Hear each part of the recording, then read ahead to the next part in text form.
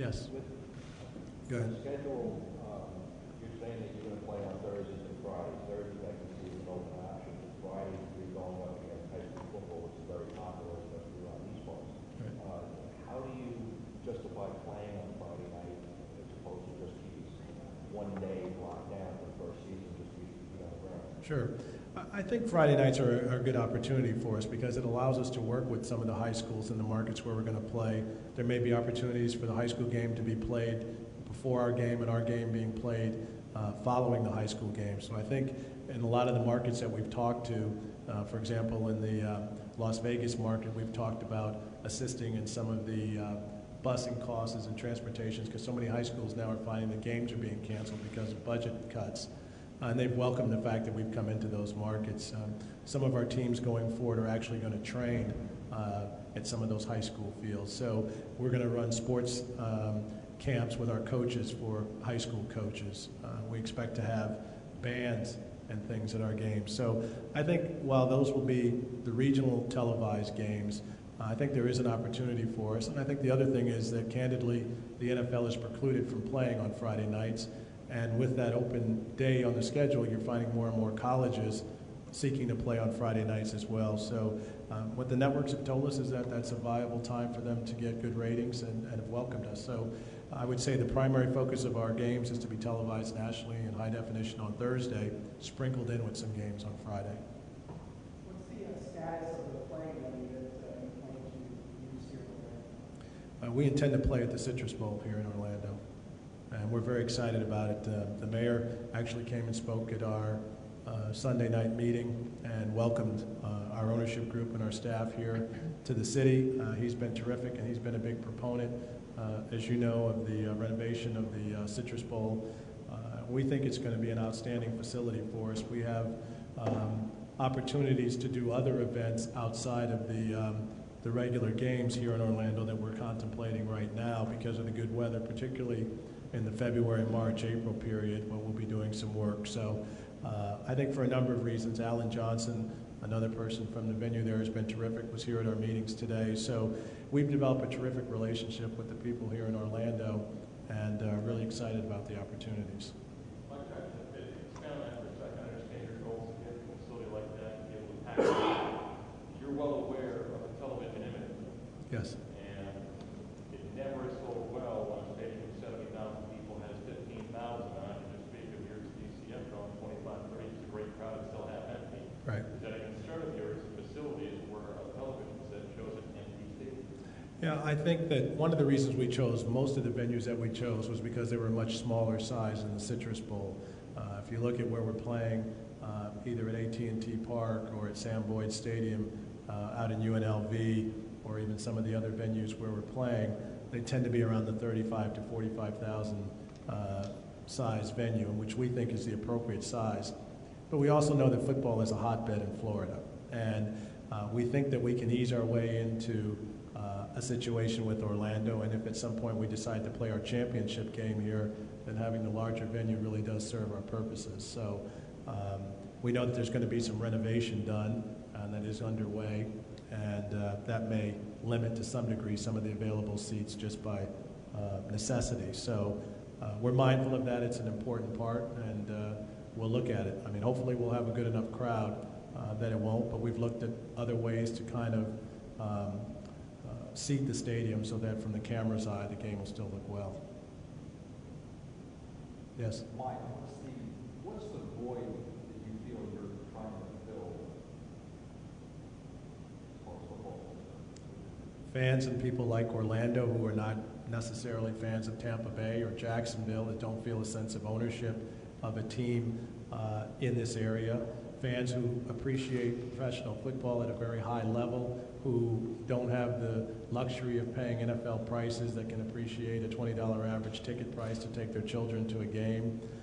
Fans who are fantasy football fanatics who love watching players coming from colleges that transition out and find their ways into successful NFL careers and can follow their careers through the United Football League.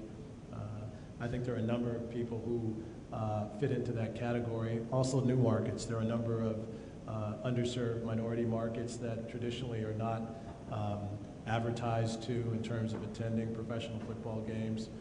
We have a multicultural affairs director full-time on staff who works to integrate that process into everything that we do, whether it's selling tickets or our message that we get out. So developing new fans is another part of it. We have a very strong digital media campaign that has begun and will continue to reach new fans. So I think that we're fortunate that in this country, people have a passion for football. In this particular state, they have a tremendous passion for it. And in markets like these, we think they're terrific for us to find fans. Talking about that you're not going to be going after the stars that are playing in the NFL, but in the case of, say, Michael Vick, who could not be reinstated for the upcoming NFL season, what would be the UFL's stand on a player like Michael Vick trying to get his feet wet again as opposed to going up to Canada and play and have a shot at playing in Europe? Well, we are a family-based league, and we're not going to be a league of renegades. But having said that, players will find that this is a league for second chances, and there will be opportunities for players, perhaps like Michael Vick, who after they pay their debt to society, and if he's cleared from his situation with the NFL, would certainly be a person that we would look at to have an opportunity to play in this league. I don't have a crystal ball, but under an ideal circumstance, I think this league would welcome him into our league. With that said, the landscape has been littered with a number of leagues, upstart football leagues. How do you look at the UFL being different from all of those who have departed? Come before us. Yeah. Well, I think one of the biggest differences is the fact that we're playing in the fall. And I think traditional football fans are expecting to see football played in the fall. I don't want to knock the other leagues, but arena football is a completely different type of football. It's not traditional football, and there's a niche market for it, even with their hiatus right now, but it's indoor football on a much smaller field. I think people love professional football, and I think we're going to provide that opportunity for them by playing in the fall. And I think the quality of our product is going to be better than what people think of in terms of developmental leagues. The fact that the coaches that we've hired, I think, first initially speaks to the credibility of what the product is going to be. Guys like Jim Fossil and Denny Green are not going to coach in a league that's an arena football league. And I don't mean that with any animus towards the arena football league. We built it and designed it to attract some of the best talent in the country because of the fact that the NFL, the way it's situated, cannot accommodate every good player that comes along the roster. And we just want to be able to be there to collect those players and give them another venue. And I think fans will really get a sense of their own connection to this, particularly in those markets where there is no NFL team.